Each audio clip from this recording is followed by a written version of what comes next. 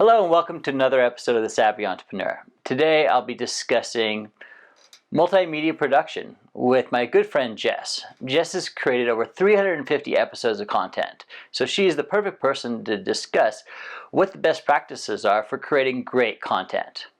Jess, how are you doing today? Thanks, Tallis, for inviting me to come talk with you. You know, this is one of the things I love to talk about. So it doesn't matter if it's late, it doesn't matter if it's early, even though I'm an early bird. I am glad to share knowledge and be able to have a good conversation. Our last conversation was great, so I'm expecting great things for today. We should have recorded it, huh? A great conversation. So Jess, why don't you tell our audience what you do and then break down your setup? Absolutely. I have been doing a lot of leadership, but specifically at the executive level. The space with which we work together is more important today than ever before. The faster technology goes, the faster we must adapt change. Being able to understand the dynamic between people and how everybody's showing up and working together toward that common vision and delivering on that mission is what it's all about. And those are the soft skills and the thought processes and the disciplines that get layered on top of all of the important things that are required to run a successful business over time, of which I've had successful businesses and a lot of business failures. I learned a long time ago, Tallis, that I get the most from conversation. And because I got the most from conversation, at one point I had this bright idea, maybe I ought to record this stuff and just put it out there so that other people can learn too. And sure enough, not only was I able to continue to learn and have great conversations, I also created a following. It was not necessarily my intention, but that's what happened. And so our podcast, the Bold Business Podcast, is in its third season. We've done 247 shows there. And before that, I started out with my still producer, Scott Scowcroft, and he and I worked together and we produced over 100 programs in the Jess and Scott show. So we've been doing this, it's so funny that this is dated because it's like only 5 years ago when you had the big Google Hangout realm and there was all the videos on Google, right? Seems so long ago. And it's not. Yeah, 5 years and 350 episodes. You were recording at quite the clip. What kind of setup do you have for recording? I have a Bumblebee. This is my Bumblebee right here. It's my second microphone. My first one was a Blue Snowball, and I used that up until I got this one, and I've only had this one a few years. Other than that, we use Zoom because Scott is in Seattle and I'm outside of Denver in Boulder, and for us to be able to work together, and of course all of our guests are all different places as well. And it had the easiest usability, and it allows us to record more than one audio stream at a time, which makes it super easy for Scott because then if a dog barks or the phone rings or something else happens, we can have the good things that somebody says combined with being able to pull out the distraction and for a clean copy. Now, we find that important because while we started out as video, we've moved to mostly audio with the video component. And in both realms, in both scenarios, the audio, being able to understand clearly what's happening, is still the highest priority for us. Yeah, it makes sense. Why did you switch from video and audio to just audio as a medium? That's a really good question. We may go back to video. Oh, Scott, you're going to listen to this and you're either going to jump up and down or you're going to be like, oh gosh, really? I'm not sure which that is. What we do, we used to have conversations like this, where we would bring great, interesting content and have a conversation for, anywhere from 20 minutes to 50 minutes, depending on what was going on in the topic and how deep we could go with it. And we had a lot of different kinds of conversations, from one-on-one to panel discussions. It was great to do video that way. It turned out, though, it was more talking head style, and that's great and all, but after a while it is a little hard to look at. And so we were noticing that people were listening to our podcast feed more than they were watching our videos, which is one of the indicators of that, because as much as I love video, and we still use video a lot in promotion, and we use it for our supporter listeners, they get to see uncut videos. But I think the hardest part was what I wanted to do with the podcast. So what we transitioned to was more like an arc of a story that three people come together and they have discussions with me, and I'm pulling out the things that they're saying in a format that tells a story, and then I'm putting that arc over the top. And we haven't figured out how to do that very effectively yet with video. We're still trying to make sure we have all of the kinks worked out. So in this new format, we're at the time this releases, we'll have had 7 in this new format. And I will tell you, 8 programs a month are the same amount of work as 1 program in this new format. So we have to recognize time and resources and what we want to accomplish. My goal is to eventually have it become video also. I think it would be fantastic. But for now, we're going to keep working on that so I can perfect what I want to see that arc being, supported by the conversations underneath. You bring up a really good point that I think we should unpack for our audience, which is the story arc. Good stories always have, a beginning, a middle, and an end. How do you craft that in this type of storytelling? That's a fantastic story. That's a fantastic story in and of itself, Tallis, but I'm just going to give some of the highlights. When I have a great conversation with somebody like yourself, you never know what's going to come out of it. And so having 3 conversations around the same topic allows me as the host, and of course, remember, we're going to go back to my selfish reason of doing this. I want to keep learning, to go really deep and see multiple points of view. And once I have those multiple points of view, a story comes out of that. What are the pieces? Now I have a general thing of the setup, what's the problem, and why do we ask the questions that we're asking on our business podcast? And then I have the experiences of the people that I'm speaking with. And then I have the actions that they recommend or what they have learned from their experiences, and then we tie it all up and why it's important today. So those are the 4 elements that I use in every single thing that we do. The deal is, what goes into that is it's the right structure so that every single podcast is incredibly different. The way that I approach the topic and the arc over the top of it is different, and it fits the people, and it fits the moment, and it fits the topic in a way that keeps everything fresh and fun. But still, we know what we're going to be delivering at the end, and we know we've hit that quality, that level of quality that we want. Fascinating. So you really don't have a set plan going into it. You record it and find out what insightful things your audience members say, and then, your guests say, and then you kind of piece it together and display it in the best possible way for your audience. Am I understanding that correct?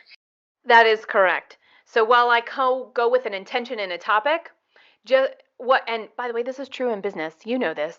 It doesn't matter what plan you make. The plan is basically the container with which to allow what's going to show up to show up. And so really good storytelling is like really good business. You do all of the prep work, you show up, and you're ready for anything, and then you never know what is going to appear. The opportunity to explore the low-hanging fruit, the simple adjustment, and then of course the bigger vision. How are the opportunities and the trends out in the world actually impacting our bigger vision, and how do we align to it? So I have a question about the editing. You mentioned that you have a producer that you work with, and so you record the content. The producer isn't there; they're in a different location, correct? Right. Yeah.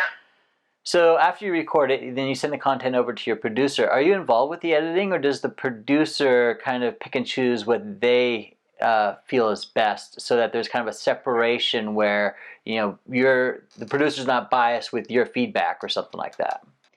Oh, I love that. Okay, so I'm really lucky. Scott, I've mentioned him before. He actually worked in a television studio as part of his career path.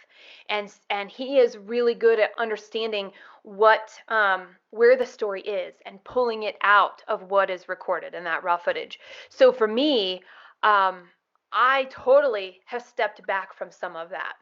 Now, when we are and when we are doing that, what we have done so far is he creates solely with whatever comes in an introductory video around the topic that we're covering for the podcast. He has complete free reign over everything. It's all in his wheelhouse. What he sees is the story, knowing what the topic is, and that's that.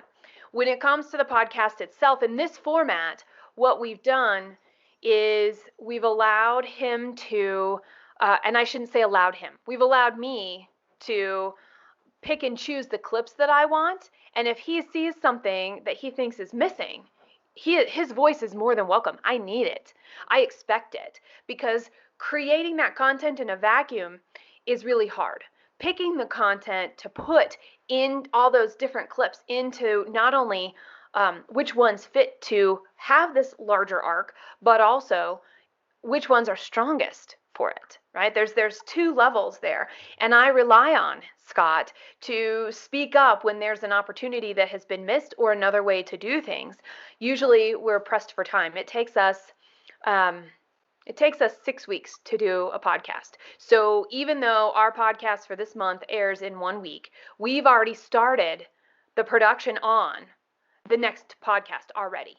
The interviews are done, they're getting clipped out and things like that. So something that we've done that works really well is I do the interviews and Scott makes them into clips, right? So I want video clips all the way around. And so he's taking the video clips and he's using all of that, and then he gives it back to me. So I've got every interview comes back in like 60 clips or so, give or take. And I pick the ones that I want and I figure out what the story is, and then I send them back his direction. And he's putting them together so that I can then do a voiceover from that. So you see what I mean? So I'm not picking the clips and then doing the voiceover. We're checking what I've picked, and we're doing a quality test. And then I will do the voiceover for it, and then he takes what I say and he puts it all into clips, and we piece it all together and listen to it. And then we're adding the audio, we're adding the inserts, we're adding the bumpers, we're adding whatever the music pieces, whatever else we think is necessary for that. So it's a multi-layered approach. You have your initial layer, which is the interview, and then you refine it, and then you add commentary, kind of giving it a framework, and then it sounds like you refine again. So that's a really good point for our audience, that don't go off of the first shot. I mean, you got to refine things, right? Totally. The refinement is, I think, the most important. And by the way, that separates the good from the great. And I know I'm using Jim Collins' book title there, so I love him and I love the research that he does. It does separate the good from the great. We used to do live shows, loved them. And our live shows were only as good as our guests, right? I can prepare all day, Scott can prepare all day, but there is always an unknown. Who's going to show up and how do they do in a live scenario? There's also then the quality of the internet, right? What else is out of our control? How we record is using people's Wi-Fi or wired connections and using what their internet speed is to get the content we want, outside of our control. And so anything that we can do to ensure we have consistent quality across every step is to our benefit. And I will tell you, I practice a lot. I will tell you, I prepare a lot. So for every 1 hour interview I have is at least an hour. Usually though, it averages about 90 minutes preparation for setting up, what do I want the conversation to look like around this topic? What is the special opportunity that a guest brings? How do we, how do we pull out the best knowledge in that moment? And then I prepare. Not only do I revisit about a week before, I'm preparing the night before every single interview and showing up with the presence, and I'm really holding that particular container for the best things to show up. Yeah, it takes a lot of work, a lot of preparation, right? It does. And people are like, I would rather write than do a podcast. And I'm like, That's okay. I'll do the same amount of work around an audio video program because writing has as many steps, I think. Yeah, I know from experience when I was writing my book, that was a 9-month process. I definitely didn't just publish my first draft. Exactly. Exactly. I can only imagine how horrible that would have been if I had just published the first thing I wrote. Oh, shoot. Okay, so somebody else on my team, their whole job is to make sure I have complete sentences and not run on sentences, because those are my two things. I have an idea and I think it's a sentence, but if you were to read it out loud, it's really not. Or if you were to read it to yourself, it's really not.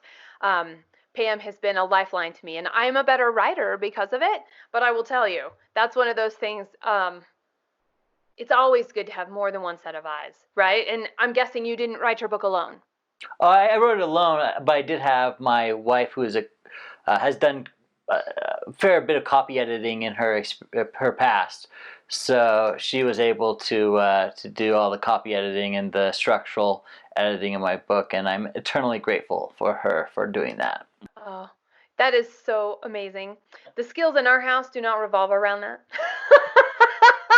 My husband is a software architect, and he builds platforms for companies, and has always built his own companies. And I'm out working, and I sit on privately held boards, and I do operational work typically in the realm of the president and the chief operating officer. And so that's who my podcast is targeted toward, right? They're going to be targeted to the people who want to learn. And if they're not facing a problem right now, they will face a problem in that particular role. And I think that's another thing when when we're choosing interviews and we're deciding what we want the topics to be. That's all me. So when I say we, even though there's a team of us that are doing that, it's still me that is responsible for that piece. And it makes all the difference. It makes all the difference in the world to add the layer of who are you talking to right now? Because I started out doing it just for me. And it's remained very selfish in the fact it's always for me. But I also had to link arms with all the people that I've been working with, that I want to work with in the future, and that I might be able to help just because of that content out there, and making sure I'm bringing them along too when the creation process is in play. So let's talk more about you. We've talked about what you're doing now with your content, but let's talk about before you started creating content and your early business experience. Early business experience. Yeah. Yeah, we had some success, and I would call it luck. A lot of it was being at the right place at the right time. And another part of it was just the vision. The time is now for this. So when e-commerce and online payments were just starting was when I began in business. And we were in Kansas, and we all looked at each other. It was a friend of mine. His name was Ben, and my husband, now husband, Ryan, and me. And it was like, well, we can't have a technology company in Kansas. And so Ben went to Seattle and loved it so much. Ryan and I came and visited, and we moved there. And so it was like, yeah, this is it. This is where we're going to have this business. Is not in Western Kansas. I guess, no, actually, it was really Central Kansas. Let me be real. I don't know geography as well as other things. I think I spell as well as I know my geography, which is my lower skill set, Dallas. I'm a horrible speller. Thank you. The time spell check doesn't even know what I'm trying to say. Oh, do you talk to think? What's that? Oh, so I process ideas by saying them out loud. Ah, my wife does So I that. talk to think, right? And now, in what I have found is that was always confusing for people. So this is actually a leadership lesson that I learned, is that when I am talking, I have to prep people. Okay, I have this idea. What you're going to hear is a stream of conscious as I process. And and sometimes that's not appropriate, which means I have to recognize, okay, I can't talk to think about this, so it's not the right time. So somebody who has a better idea is going to do the talking, and then I can process later, right? The time that it takes to process. I wish I had known that at the very beginning. I barreled my way through a lot of things. So our first company was a success. We sold to a company called Digital River in 1999, and then from there I worked for them, and not only did I grow the division of the business that they purchased from us, but I also oversaw several other. I increased the portfolio that I managed, and I had a handful of companies that I was responsible for growing and managing and running for them. And then after I left there, I had a stream of failures, and Red Direction was the success that has lasted since then. But I also had a lot of failures along the way. And one of the reasons I talk about mission and I talk about the space between us is because every failure I had in a company at a leadership level was around the fact that we only aligned on the surface. When it really got to it and we had to make some tough decisions, we ended up there was all kinds of nasty humanness that comes out, undermining and manipulating and eroding confidence and sabotage, and I mean, you name it, it was insane. All of the stuff that came up across the series of companies, and I was like, oh, okay, this is what I've got to do. And since then, right, that's my thing, is that's what we do. We strengthen that, because when there's going to be a tough time and there's going to be a disagreement, people can pull rank, but that's not necessarily appropriate. People can collaborate, but that's not necessarily appropriate. So understanding what each situation needs and asking the right questions in the moments that we find ourselves is what everything I do today is about. That's very insightful. Every team is different. Every situation is different. Every company has different culture, and understanding those three things and how you can juggle or switch between them is very important. And oftentimes that only comes with experience. So it's good that you're helping those other businesses that maybe don't have that knowledge yet, and I'm sure it's very helpful to them. It does come with experience. It also comes with self-awareness. And so, and I don't know about you, but I'm far from being self-aware. I'm more self-aware some days than other days. At the same point in time, though, recognizing when we're in a dire strait or a crisis, here's how we show up, gives us a playbook or a framework, right? When things are going good, how do we check what we're shoving under the rug and letting go? Because the next time we're in a hard spot, all the things we've shoved under the rug are going to start tripping us up. Mm-hmm. Yeah. That outside perspective, I'm all about having that outside insight and perspective for companies of every size, private or public as well. Yeah, I mean, outside perspective is critical. I mean, I learned about that in my Six Sigma background, as well as, classes in grad school. You talk about that. I mean, it's all about the known unknowns and the unknown unknowns, and figuring out perspective from someone from, literally an outside person looking into your entity and giving you maybe something that you missed. So I think that's super important to bring in people from outside. Especially when I'm doing a pitch deck. If I'm putting a pitch deck together, then every week or so I'll bring in someone new to get fresh eyes on the deck. Because if you and your team are looking at the same thing over and over again, you're going to miss something, and you might just be like, oh yeah, everyone knows about this, and then you realize that you're using jargon that is, unintelligible to everyone else. Mm-hmm. It's true. That's exactly right. Are you clear? Do you have the right things? Because there's a lot of things that could be said, and choosing the right things matter. And I bet your pitch deck process there's probably some similarities to how I do the layers of what we're doing when we're building the story for each of the podcasts. There's a lot of similarity there. I'll bet you it's very similar. That's funny. Great minds think alike, right? Yeah, absolutely. And to know we can look to one thing and apply it to another part of what we're working on, just to see, right? Because like you said, every team is different, and the way teams come together and start communicating and the patterns they create will be different. And so recognizing that there's something that we could apply from another location, another experience, might be all it takes to have that spark of insight. Jess, so in my experience, your operation is only as good as the tools that you have at your disposal. What tools do you use to optimize your production of your content? Okay, so you have to talk to Scott about the podcast part and the video part, because I am totally hands off with that.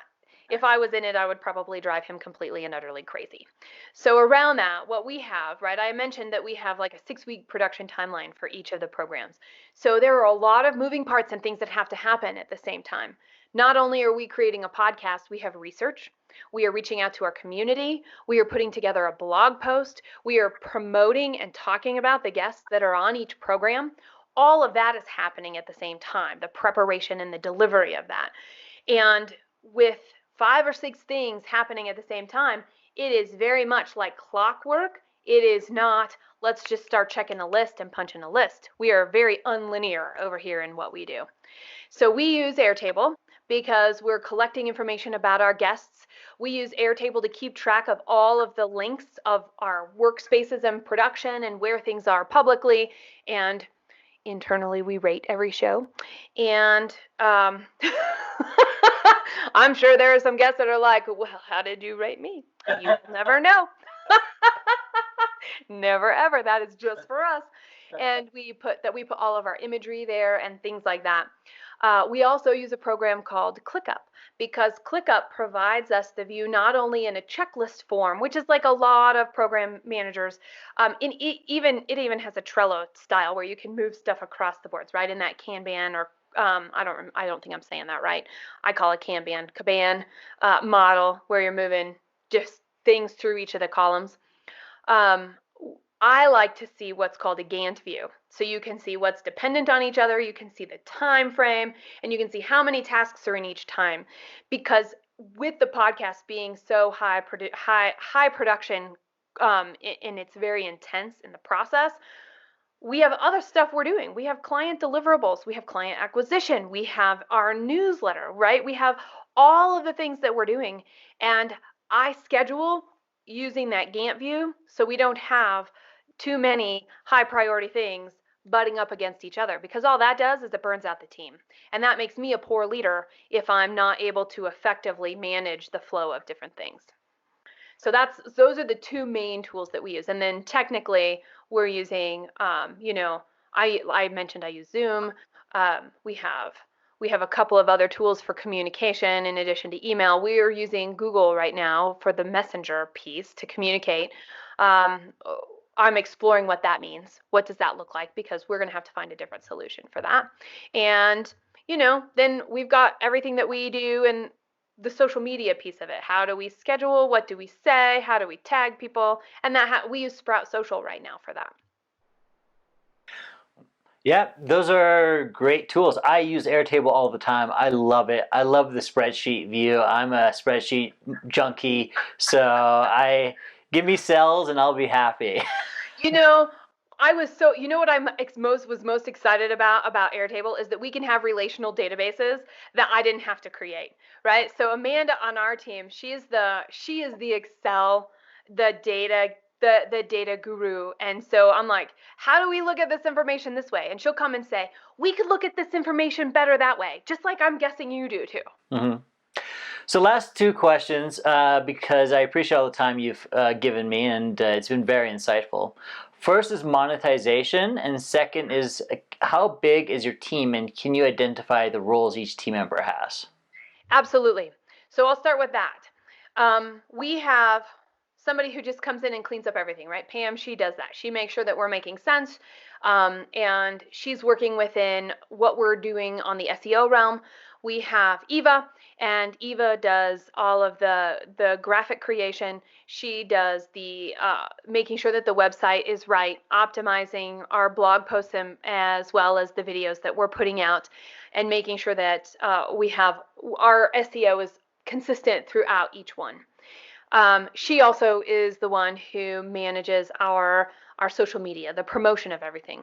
And then Amanda, she is she's working with me behind the scenes and making sure our guests, we have all the information about the guests. Are they getting what they need to get? How do they interface with us? And making sure that everything we've decided to do, I use the word love in business, everything we love on them with, they get, and it's received with a great big, it's either going to be the red carpet or a great big bow. right? This beautiful presentation. And so for us, the interaction is really important, and she's in charge of that. And then Scott does the technical production, and that's just the part that we're doing around the podcast. Monetization.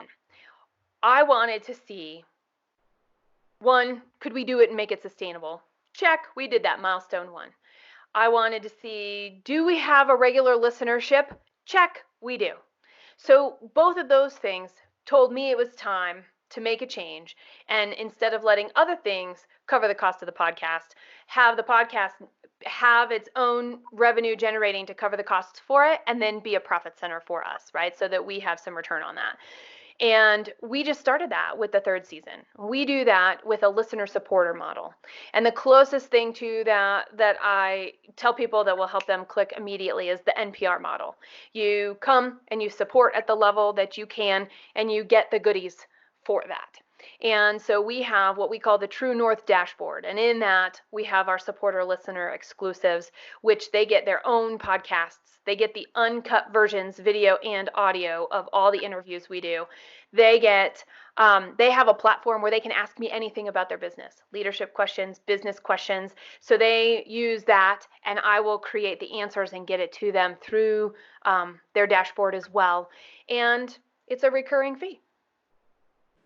How much is that fee, if you don't mind me asking? Sure. We're starting out with $29 a month for our supporter listeners. And we literally just started that like 2 months ago. So we're in the process of finalizing our funnel for that and our promotion schedule with that. And that's going to start, we're going to make we did a soft launch. Our actual launch is coming up in the next 2 weeks. That's very insightful. So you said you had like 5 people? Yeah. Is that what Pam, Eva, Amanda, Scott, and me? Yeah. It's that work on the podcast. I think it's important for people to realize this isn't something that can get done or should get done just by one person. This is a team effort. To produce something of quality, which you have, it's got to be more than just a one-person shop, right? I know a lot of people do well and have success with doing it themselves, and awesome, or outsourcing parts of it, right? The pieces that are definitely not somebody's highest and best use of time. Everything that I do is around teams. And so when I started this podcast, when I go out and I'm saying I'm helping a team, I better have a team that I'm showing that I'm constantly working with as well. I believe walking the talk. Yeah. That's awesome. So Jess, any last things you'd like to leave our audience with before we conclude? Yeah, stop by. Take a listen to the Bold Business Podcast and just leave a comment, okay? That is something, just leave a comment that you stop by and listen. Tell us if you like it, because you know what Tallis is doing is fantastic. And I am excited about the podcast that he is putting out. And all of you out there, even if you don't listen on a regular basis, come by when you have a business problem you're trying to solve. Our library is vast, and we are looking to help people be able to answer the right problem at the right time. And then, let's go from there. What was the website again? Sure. You can go to Google Podcasts or Apple Podcasts, and it's Bold Business Podcast. Or you can go to reddirection.com, and it's the first thing you see, front and center, is our podcast. Thank you so much, Jess. That was awesome. I learned a lot today, and I'm sure our audience did too. Thanks, Tallis. I hope everyone learned something from the conversation I had with Jess. I know I did. I've got a ton of tips and tricks that I want to implement on these next coming episodes. So stay tuned and stay savvy.